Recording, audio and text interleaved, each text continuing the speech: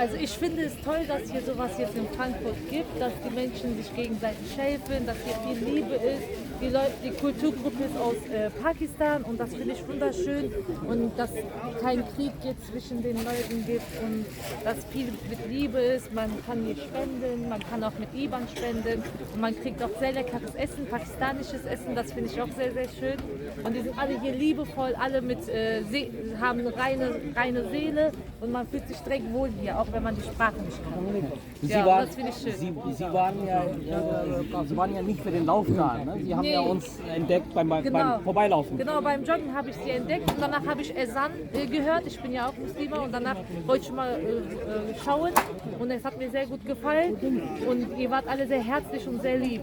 Und das ist das Schönste. In jeder Religion, man muss einfach ein gutes Herz haben. Das wird reichen. Und das habt ihr. Genau, vielen Dank. Dankeschön. Gerne, hat mich sehr gefreut. Danke für das tolle Essen auch. Ja. Dankeschön.